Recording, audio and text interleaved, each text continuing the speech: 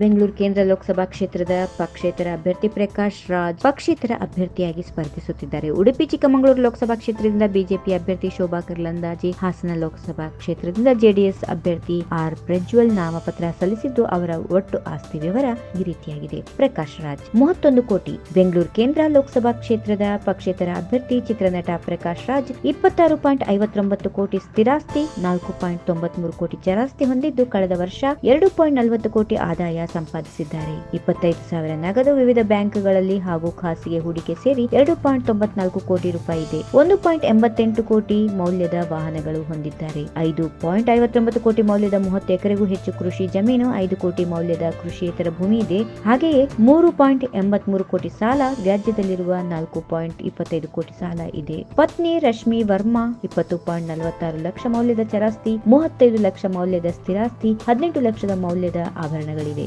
ಚಿಕ್ಕಮಗಳೂರಿನಲ್ಲಿ ಅಕ್ರಮ ಕೂಟ ರಚಿಸಿಕೊಂಡು ಶಾಂತಿಭಂಗ ಉಂಟು ಮಾಡಿದ ಆರೋಪದಲ್ಲಿ ಪ್ರಕಾಶ್ ರಾಜ್ ವಿರುದ್ಧ ಪ್ರಕರಣ ದಾಖಲಾಗಿದೆ. ಇನ್ನು ಶೋಭಾ ಕರ್ಲಂದಾಜೆ, ಇವರ ಆದಾಯ 10.48 ಕೋಟಿ. ಉಡುಪಿ ಚಿಕ್ಕಮಗಳೂರು ಲೋಕಸಭಾ ಕ್ಷೇತ್ರದ ಅಭ್ಯರ್ಥಿಯಾಗಿ ಸ್ಪರ್ಧಿಸುತ್ತಿರುವ ಶೋಭಾ ಕರ್ಲಂದಾಜೆ ಅವರ ಆಸ್ತಿ ವಿವರ 7.38 ಕೋಟಿ ಮೌಲ್ಯದ ಚರಾಸ್ತಿ, 3.10 ಕೋಟಿ ಮೌಲ್ಯದ ಸ್ಥಿರಾಸ್ತಿ ಹೊಂದಿದ್ದಾರೆ. ಜೊತೆಗೆ 4.99 ಕೋಟಿ ಸಾಲ ಹೊಂದಿದ್ದಾರೆ. ಕೈನಲ್ಲಿ 1.29 ಲಕ್ಷ ನಗದು, ವಿವಿಧ ಬ್ಯಾಂಕ್ಗಳ ಉಳಿತಾಯ ಖಾತೆಗಳಲ್ಲಿ 71.92 ಲಕ್ಷ ಠೇವಣಿ ಹಾಗೂ 4.65 ಲಕ್ಷ ಸ್ಥಿರ ಠೇವಣಿ ಹೊಂದಿದ್ದಾರೆ. 1 ಕೆಜಿ ಚಿನ್ನದ ಬಿಸ್ಕೆಟ್, 650 ಗ್ರಾಂ ಚಿನ್ನದ ಆಭರಣ, 1 ಕೆಜಿ 620 ಗ್ರಾಂ ಬೆಳ್ಳಿ ಹಾಗೂ ಟೊಯೋಟಾ ಇನೋವಾ ಕಾರ್, ಹೋಂಡಾ ಆಕ್ಟಿವಾ ಸ್ಕೂಟರ್ ಹೊಂದಿದ್ದಾರೆ. BA ಮಂಗಳೂರು ವಿಶ್ವವಿದ್ಯಾಲಯದಲ್ಲಿ MSW ಹಾಗೂ ಮೈಸೂರು ಮುಕ್ತ ವಿವಿಯಲ್ಲಿ MA ಸೋಷಿಯಾಲಜಿ ಸ್ನಾತಕೋತ್ತರ ಪದವಿ ಪಡೆದಿದ್ದಾರೆ. ಶೋಭಾ ಅವರ ವಿರುದ್ಧ ಕ್ರೈಮ್ ನಂಬರ್ 627/17 ಹೊನ್ನವರ ಪೊಲೀಸ್ ಠಾಣೆಯಲ್ಲಿ ಪ್ರಕರಣ ದಾಖಲು ಇದೆ ಎಂಬ ಮಾಹಿತಿ ಕೂಡ ನೀಡಲಾಗಿದೆ. ಆರ್ ಪ್ರಜ್ವಲ್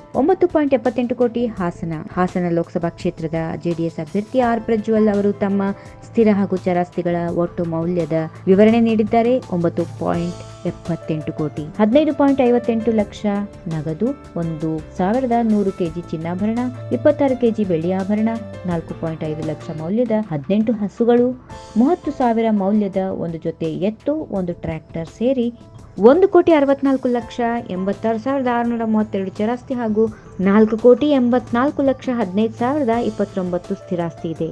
3.72 ಕೋಟಿ ಸಾಲದ ಹೊರೆ ಇದೆ ಎಂದು ಮಾಹಿತಿ ನೀಡಿದ್ದಾರೆ. ತಮ್ಮ ತಂದೆ HD ರೇವಣ್ಣ ಬಳಿ 1.26 ಕೋಟಿ ಸಾಲ, ತಾಯಿ ಭವಾನಿ ಬಳಿ 43.75 ಲಕ್ಷ, ಅತ್ತೆ ಅನಸೂಯ ಮಂಜುನಾಥ್ ಬಳಿ 22 ಲಕ್ಷ ಸಾಲ ಪಡೆದಿದ್ದಾರೆ.